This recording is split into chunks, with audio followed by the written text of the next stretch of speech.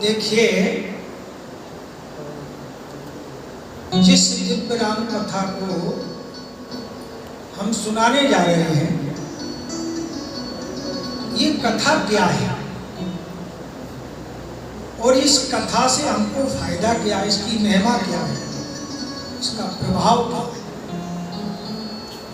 क्योंकि सुना जाता है मणि हो मणि हीरा, और हीरा की अगर पहचान ना हो, जानकारी ना हो, बोलो भाई, तो सभी लोग कहेंगे ये तो पत्थर है। और जब उसकी जानकारी हो जाए तो अरे पहले तो पत्थर समझते, जब हीरा समझ लेते तो फिर तो बोलो, ये माताओं से पूछो आपकी गृहस्थी में कितनी चीजें होती हैं, बर्तन होते हैं और चीजें सब खुल्लम खुल्ली पड़ी रहती हैं, लेकिन सोना कहाँ रहता है, वो संभाल के रखा जाता है। जब तक इसकी पूर्ण जानकारी नहीं होती तब तक हमें उसमें श्रद्धा नहीं होती, और जब तक श्रद्धा नहीं होती है तब तक विश्वास नहीं होता। एक बड़ी सुंदर चौपाई है,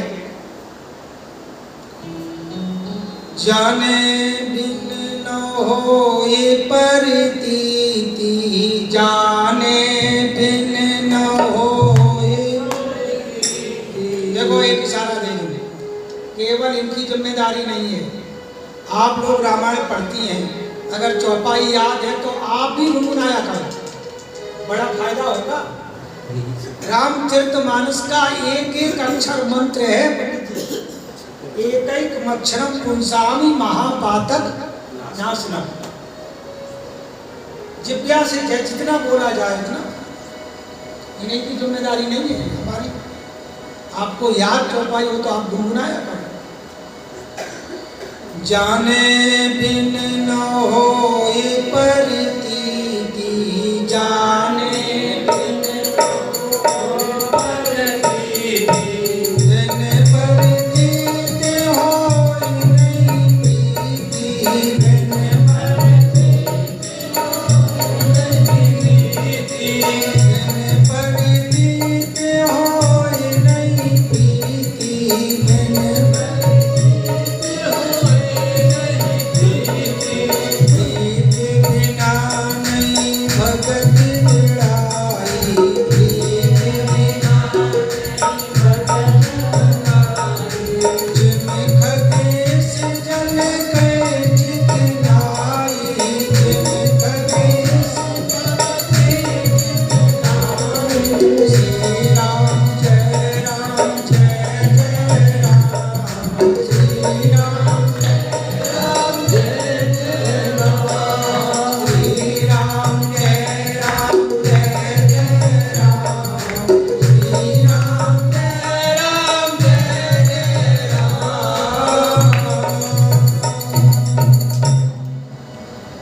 जाने बिन न होए प्रतीति,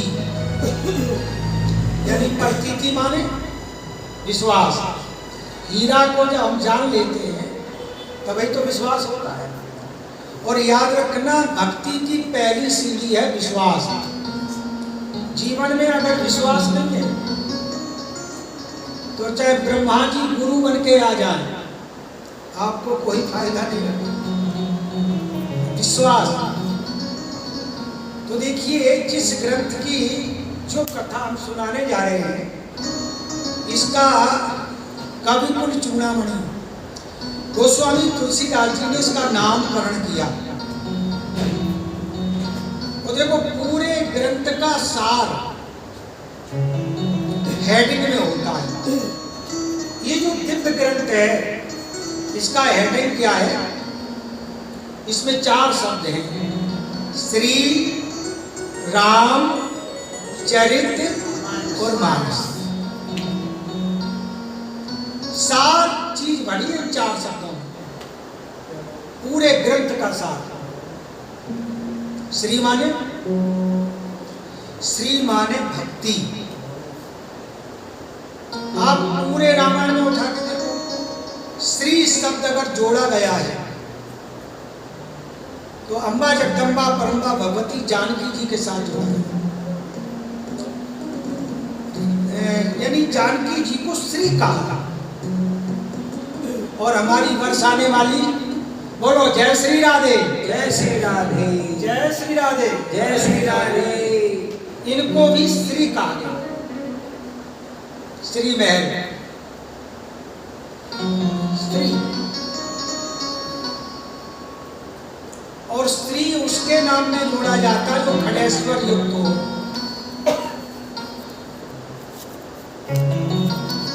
श्री माने भक्ति। रामचरितमानस में जानकी जी को साक्षात भक्ति कहा है। राजत पर्ण कुटीर में सीय सहत रघुवीर, भगत ज्ञान वैराग जन सोहत धरे शरीर। श्री माने भक्ति,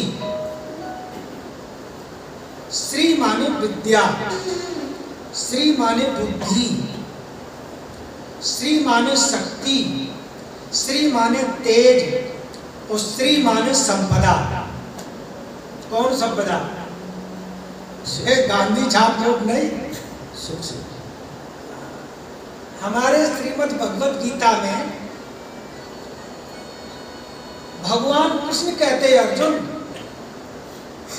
जो संपदा तेरे पास है वो दुर्योधन के पास नहीं है। जो संपदा तेरे, और वो संपदा भगवान कृष्ण ने अपने भक्त, अपने सखा अर्जुन को बताई। 26 प्रकार की संपदा श्रीमद् भगवत गीता में। हमारे पूज महाराज जी तो गीता के बहुत बड़े मर्द थे। अभयम सत्य संशुद्धि ज्ञान योग व्यवस्थिति दानम दमश्च यज्ञश्च स्वाध्यायस्तमार्जवम, यानी जीवन में अभय हो जाना। वो संपदा जिसको पाकर हम अभय हो जाएंगे।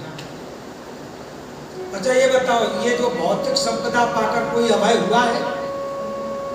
और ना मानो तो 1 करोड़ रुपया किसी के घर में अगर रखे हों या थैला में लेके जा रहा हो तो बोलो शर्मा जी धोकर फुकर होगी कि नहीं?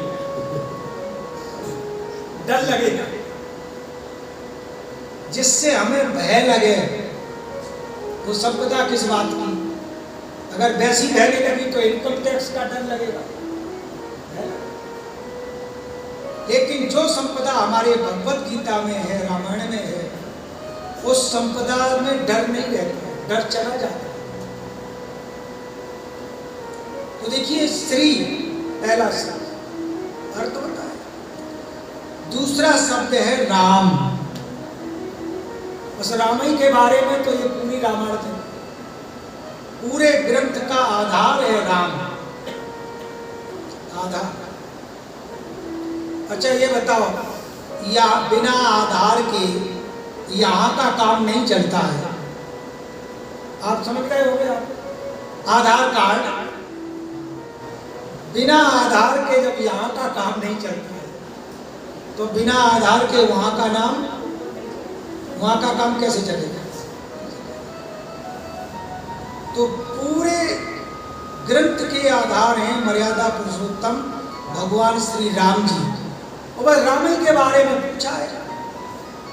रामचरितमानस में 4 वक्ता हैं और चारों ने भगवान राम ही के बारे में पूछा। राम कौन है? तो आगे आने वाली कथा में बड़ा विस्तार से, यहाँ तो संकेत मात्र कर रहे हैं। तीसरा शब्द है चरित्र। बस यही जीवन की कीमती वस्तु है। मानव जीवन में सब कुछ हो, लेकिन याद रखना अगर चरित्र डाउन हो तो सब बेकार। कैरेक्टर बेकार। रावण के पास सब था, पैसा तो इतना था कि जिसकी कोई नाप तोड़ नहीं थी। अच्छा आप बताओ, किसी के घर में 5 किलो सोना हो जाए तो वो रिचेस्ट मैन माना जाता है। रावण की तो पूरी सोने की लंका थी। कितना पैसे वाले कि महाराज शक्तिशाली कितना था। अरे जब रावण चलता था तो धरती हिलती थी, इतना बड़ा तो ताकतवर था। कि महाराज संतान कितनी थी, गिनती नहीं करती। का एक कहावत में है, 1 लाख फूट 1.25 लाख नाती, वह रावण घर दिया न खाती। हमारे एक महात्मा अच्छी सुनाते हैं कि रावण, त्रेता का रावण अगर आज के जमाने में होता इतना बड़ा परमाणु, तो उसको कहीं वोट मांगने की जरूरत, उसके घर के वोट हो जाते। संतान थी, संपदा थी, शक्ति थी, लेकिन एक चीज की कमी थी, कैरेक्टर, चरित्र नहीं था। तो इसमें 4 शब्द हैं जो कि सारभूत हैं: श्री, राम, चरित्र और मानस। ये किसके लिए है? कि मनुष्यों के लिए। आज का मानव मानव बन जाए, इसके लिए ये ग्रंथ है। अगर इस कथा में कोई अगर शैतान आ जाए तो वो इंसान बन जाता है। हमसे एक बार पूछा महाराज, अगर इंसान आ जाए तो? कि इंसान आ जाए वो भगवान बन जाता है। श्री रामचरितमानस, इसकी पूरी व्याख्या तो बड़ा विस्तार हो जाएगा। गोस्वामी तुलसीदास जी महाराज वंदना करते हैं, और वंदना ही इस ग्रंथ की नींव है। यहीं से ताकत मिलती है, यहीं से ताकत मिलती है। वंदना माने भक्ति,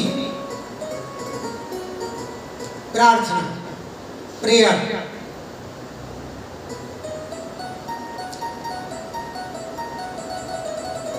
वंदना से हमारे जीवन में शांति आती है। की हुई प्रार्थना परमात्मा जरूर सुनता है, ये मन में पक्का विश्वास होना चाहिए। वंदना, ये जिंदगी मिली है किसके लिए? मौज मस्ती उड़ाने के लिए?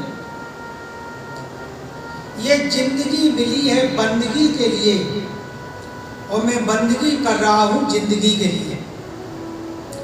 हमारी जिंदगी में शांति आवे, सुख आवे, आनंद आवे, इसलिए हम बंदगी करते हैं।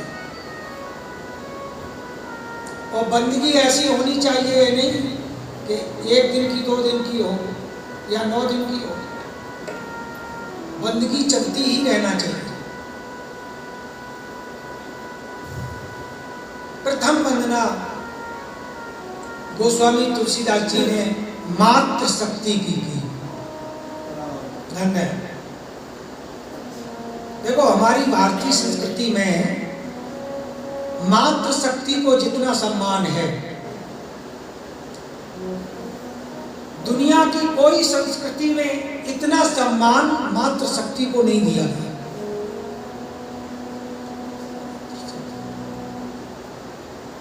भगवान राम जी का जब जन्म होता है तो 1 दिन का उत्सव होता है, रामनवमी महोत्सव। और कृष्ण गोपाल शर्मा इन लोगों का उत्सव 9 दिन चलेगा, कल से ही शुरू हो जाएगा नवरात्रि। पहली वंदना मातृशक्ति की और वो कौन है? माता सरस्वती। वंदे वाणी विनायको,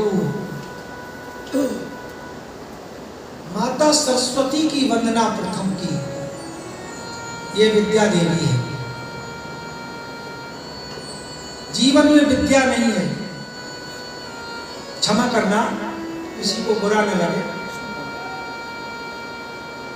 हमारे यहाँ कहा गया है कि जिसके जीवन में विद्या नहीं है वो आदमी पशु तुल्य है। ये कौन विद्या? ये जो कॉलेजों में विद्या पढ़ाई जाती है इसके तरफ इशारा नहीं है। सा विद्या या विमुक्तये, वह विद्या जो हमें बंधन से मुक्त कर दे। अच्छा, बंधन क्या है?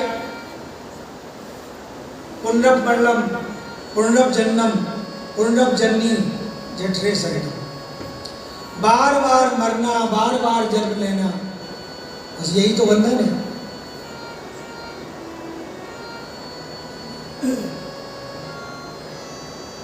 उसके बाद में दूसरी वंदना प्रथम पूज्य गणेश जी की। बोलिए गणपति जी महाराज की जय। विनायको, विनायक माने विघ्न विनाशक, प्रथम पूज्य है।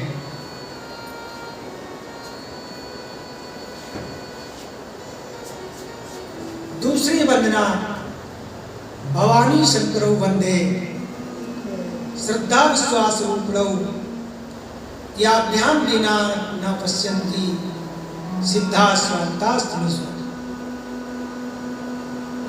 भगवान शिव की वंदना की। क्यों? रामचरितमानस की भाषा में भगवान शिव विश्वास के प्रतीक है, भक्ति के प्रदाता है। जब तक जीवन में आस्था और विश्वास नहीं है, समझ लेना हम भक्ति मार्ग में प्रवेश कर ही नहीं सकते, ना ज्ञान मार्ग में ना भक्ति मार्ग में। इसलिए दूसरी वंदना भगवान शिव की, अम्बा जगदम्बा परम्बा भगवती पार्वती जी की वंदना की। उसके बाद में गुरुदेव की वंदना। वंदे बोधमयम नित्यम गुरुं शंकर रूपणम, यमाश्रितो हि वक्रोऽपि चंद्राश्रवं वन्दते।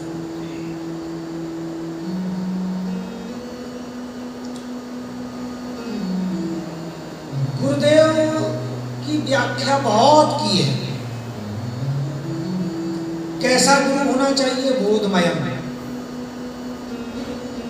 जो हमको बोध दे।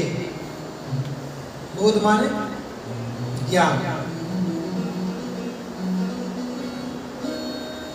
बोध के बिना प्रमोद हो ही नहीं सकता है। प्रमोद माने आनंद, प्रसन्नता। जीवन में बोध होता है तो प्रसन्नता आती है, आनंद की हिलोरें उठती हैं। और ऐसा बोध जो नित्य बना रहे, ये नहीं कि थोड़ी देर के लिए तो ज्ञान सबको हो जाता है। अरे जब किसी आदमी को हम शमशान पर ले जाते हैं उस समय भी आदमी को बोध हो जाता है, लेकिन वो टिकता नहीं है ज्यादा। वंदे बोधमयम नित्यम गुरुं शंकर रूपणम, यमाश्रितो हि वक्रोऽपि चंद्राश्रवं वन्दते। जिनके सानिध्य में कुटिल आदमी आ जाए, टेढ़ा आ जाए, वो भी वंदनीय बन जाता है। ऐसे गुरुदेव की वंदना।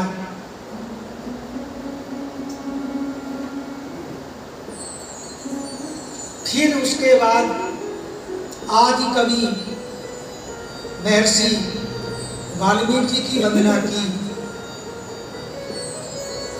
श्री हनुमान जी की वंदना की गई। और जब हमारे कविकुल चूड़ामणि गोस्वामी तुलसीदास जी राम कथा को चौपाई से जब शुरू करते हैं तो रामचरितमानस की पहली चौपाई है गुरुदेव की वंदना। फिर दोबारा आइए हम और आप गुनाएं। वंदहु गुरुपति पदुम परागा, वंदहु गुरुपति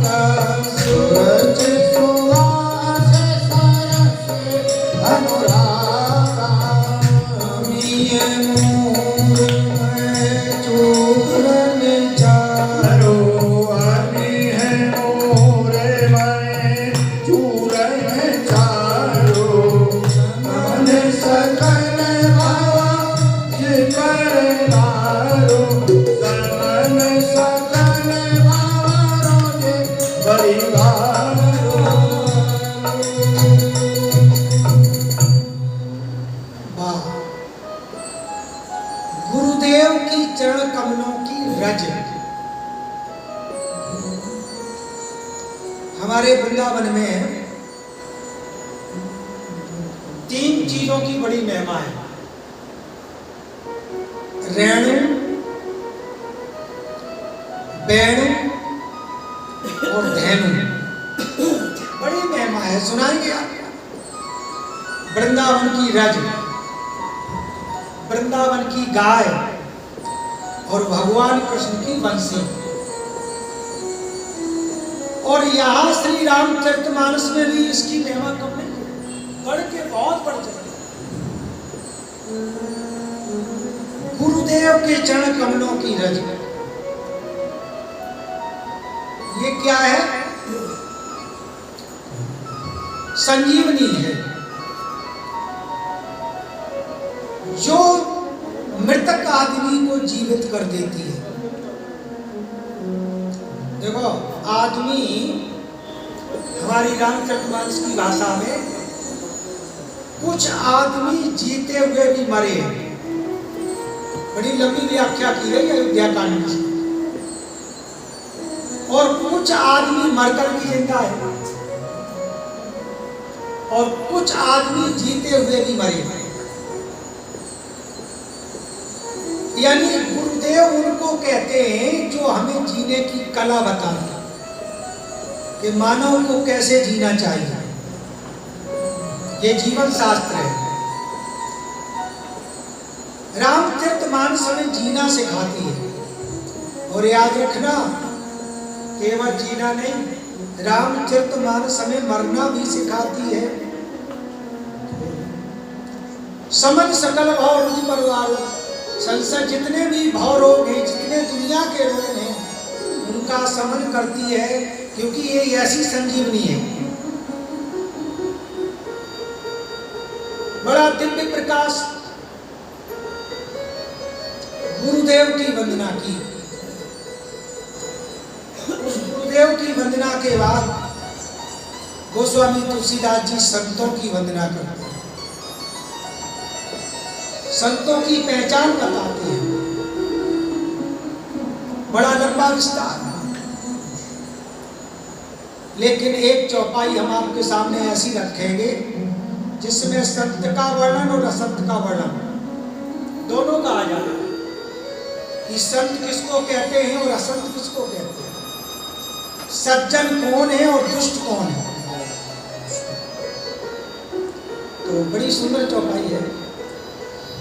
संत असंतन की यस करनी, संत संतन की अस करनी, संत संतन की अस करनी, संत संतन की अस करनी, जिन जंघार चंदन आचरनी, जिन कुठार चंदन आचरनी, जिन कुठार चंदन आचरनी, जिन कुठार चंदन आचरनी।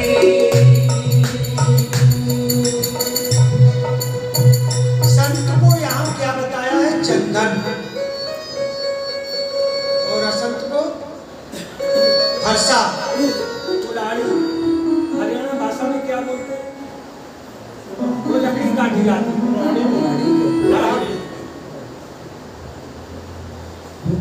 संत चंदन है। और याद रखना, चंदन में क्या गुण होता है? चंदन में पहला गुण है कि चंदन में शीतलता होती है। शीतलता माने शांति। चंदन के संपर्क में जो आते हैं वो भी शीतल। आपने देखा होगा चंदन, इधर बेंगलोर तरफ हमने देखा गए, मैसूर और बेंगलोर तरफ चंदन के वन है और उस चंदन के वृक्ष की पहचान होती है। चंदन के वृक्ष में जहरीले भुजंग सर्प लपटे रहते हैं। क्यों लपटे रहते हैं? कि सर्पों के अंदर जो विष की गर्मी होती है वो अपनी गर्मी शांत करने के लिए चंदन के पेड़ में लिपटे रहते हैं, क्योंकि चंदन बहुत शीतल होता है। चंदन स्वयं शीतल होता है और इनके पास, इनके संपर्क में जो आ जाता वो भी बोलो भाई, संत उसको कहते हैं कि स्वयं शीतल हो और इनके संपर्क में जो आ जाए वो भी शीतल हो जाए। और एक दूसरा गुण, चंदन में सुगंध होती है। सुगंध माने हमारे अंदर जो सद्गुण है बस उसकी सुगंध, ये नहीं तो सेंट की सुगंध हो। कोई अपना ऊपर से सुगंध के लिए सेंट लगा लेते हैं। आदमी के अंदर जो सुगंध बताई गई वो सद्गुणों की होती है। याद रखना, सद्गुण ना हो, दुर्गुण हो तो आप ही लोग कहते हैं वो बड़ा गंदा आदमी है, ऐसे ही तो कहते हैं। अरे वो तो बड़ा गंदा आदमी है। सद्गुणों की सुगंध, संत असंतन की यस करनी, जिम कुठार चंदन आचरनी। सुगंध की गुण, शीतलता का गुण, इनके संपर्क में जो आ जाता है वो भी गुणवान बन जाते हैं, सद्गुणी बन जाते हैं, उनको संत कहते हैं। और कुल्हाड़ी का काम क्या है? माताएं जानती हैं, सब भाई लोग। कुल्हाड़ी का काम है काटना, वो काटने का काम करते हैं। असज्जन लोग जो हैं बस वो मार काट, उन्होंने जीवन में केवल मार ही काट सीखा है। मारो काटो, मारो काटो।